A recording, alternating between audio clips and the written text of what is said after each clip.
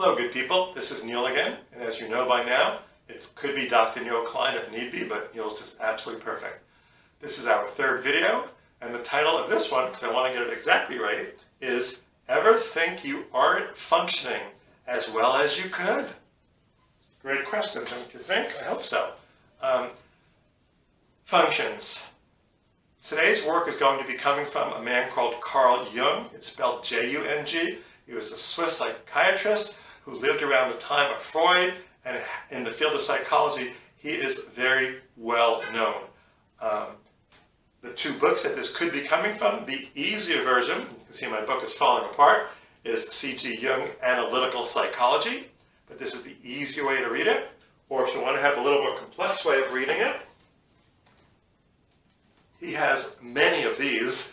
This one is called The Structure and Dynamics of the Psyche, and he talks about the four psychological functions there. So that's another possible place that you could read about this if you want to. And as always, in Me, Myself, and Mindfulness, there's a chapter focusing on the four psychological functions. So what's the concept? The concept is myself.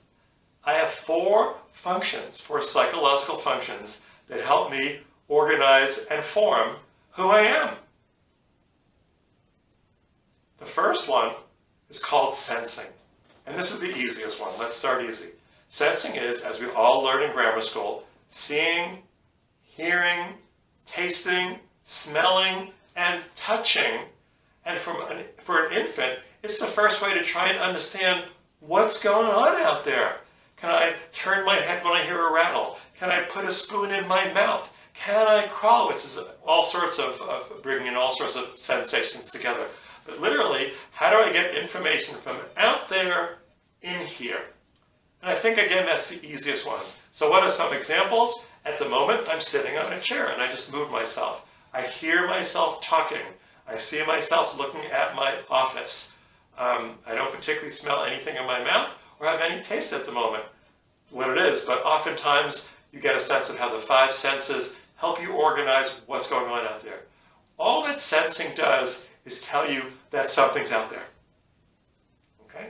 Which is why as a young child, I'm running around, I ran into something, I don't know what you call it yet, I don't know what it is, but I know that I'm not going to do that again, because whatever it's called, whatever meaning's on there, it hurts. So I'm leaving that alone. I'm seeing it, I'm knowing that my body went into it. That's number one. The second one is thinking, which we all do a whole bunch of. Thinking, in addition to saying that something is out there, says, what do you call this? What is this? What's meaningful about this? So it'd be something like, oh, that's a chair. That's what the meaning is. I'm crawling, now I'm walking. I'm beginning to understand what these sounds are. These people are really familiar, a few of them. I understand that they are here more than anybody else that are in my awareness. Okay, I'm beginning to analyze stuff and organize stuff and put meaning, and it keeps on growing and growing and growing and growing. To the extreme, it's issues like, what is just and fair? Will we ever make it to the moon? Will we ever develop a culture and a civilization that is peaceful? Those are also thinking questions. And how do you know if it's happening or not? You bring it back down to your senses. So if sensing is seeing, hearing, smelling, tasting, and touching, and you know that by the language, thinking is, I'm thinking something. I'm believing something. I'm imagining something. In my opinion, this is happening. This is my conclusion. This is my assumption. All those words let you know that it's thinking, and the language once again gives it away. Okay? So you've got something exists. Now I'm beginning to put meaning on what it is.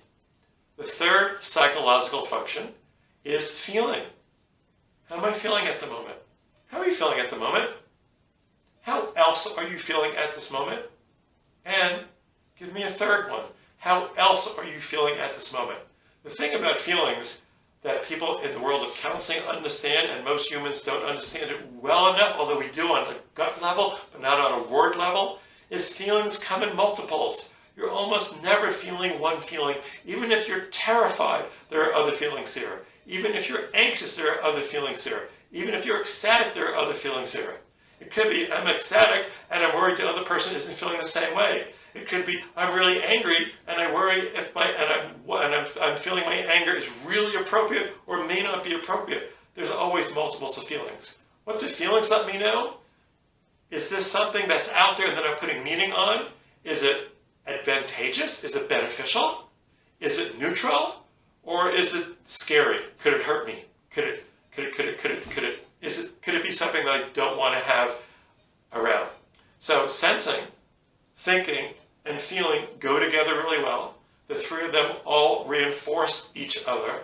And some people lead with sensing and then go into thinking and feeling. Some people lead with thinking and then go into sensing and feeling.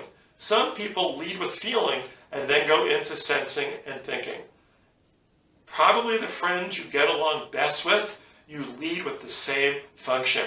And the friends that you kind of go, I want to be here anyway because it's a value, you probably do not lead with the same function. And for some of the people you kind of say, I don't want to be around them, it's also a question, is it the same function or not?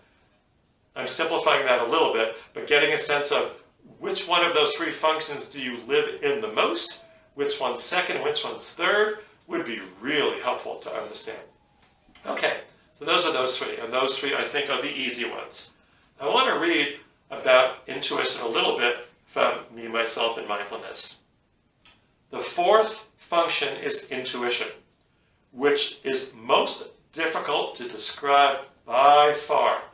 Unfortunately, in many languages, the word intuition doesn't even exist. Okay? Intuition goes through our unconscious, not our consciousness. So let's break that down because that's really tricky. Our consciousness, which happens moment by moment, I'm seeing this, I'm thinking this, I'm feeling this, okay? They're all part of our consciousness, our ego, our sense of self. Intuition doesn't go that way. It comes in through a totally different way, a totally different venue. So get a sense of where we're going here. Since I was born, I store on my body, on a sensing level, everything that's ever happened to me. It's in my gut, it's in my heart, it's in my brain, it's in my body. I also, with my memories, store short-term and long-term memory. So stuff that has happened since I was born also is stored there sometime in some place. From my beginning years, there's not much I remember, but you never know when something's going to get triggered by a sense of smell more than the other senses, but you never know when something's just going to bring it back. So intuition is awareness, but not through my ego, not through my sense of self, not through sensing and thinking and feeling, but through my body and my memories. So then the question becomes, well, how do I even connect with intuition? It's not the way I'm doing it with the three that I probably live in the most, or at least we talk about the most in this country. I get into intuition by having a frame of mind that's blank or almost blank. It's not filled with sensations. It's not filled with thoughts. It's not filled with feelings. Unfortunately, most of us, from the moment we wake up until we go to sleep, we fill every frame of consciousness with feelings, thoughts, sensations, which means there's no room or no space for intuition to say, hello, please let me give you some guidance. I need to have moments, and I think the body and the mind both crave moments when I'm either just listening to a simple sound, walking and not thinking, but just looking at the flower that's in front of me. Hearing the wind blow and the leaves make movement in the wind and nothing else, not trying to understand what's happening here, not trying to make it into a story, not trying to make it into feelings, but just make it that simple. I think intuition is looking for a place to imprint itself, to allow us to get this depth of the get this depth of wisdom from my body and my memories and bring it into my consciousness, but it's coming in through a different venue. One of my favorite Beatles songs back in the day said, patience came in through the bathroom window. And I think that intuition for many of us comes in through the bathroom window also. It's not the front door, because we need to have a whole different skill set to understand that. So now with sensing, thinking, feeling, and intuiting, those are our four psychological functions. I want to do two other things.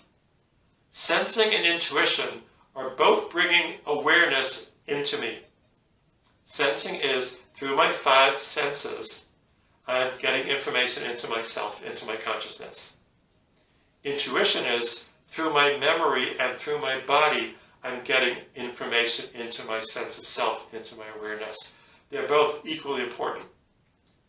Thinking and feeling then become ways of making decisions. With thinking, I'm making a decision very analytically. With feeling, I'm making a decision very personally.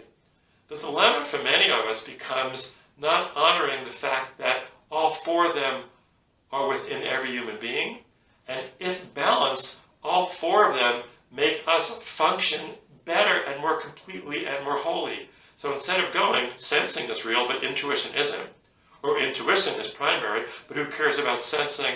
We need to balance it inside of ourselves. Thinking and feeling is also a troublesome one, where many people kind of go, I'm analyzing this, what's wrong with you? It's just a feeling. As opposed to going, they're both equally important ways of making decisions. They're just very different. And finally, with our 4 psychological functions, I'm not going to do this at the moment, but they can easily tie into the first 2 videos that you see, and we'll hold back on those for now. I think that's it for now. This one's a little more complex than the others, although if you work on a skill set level, which will take weeks or months, I think they are all vitally important skill sets, and each of the 3 maps so far are foundational, fundamental maps. Thank you very much. Enjoy your day.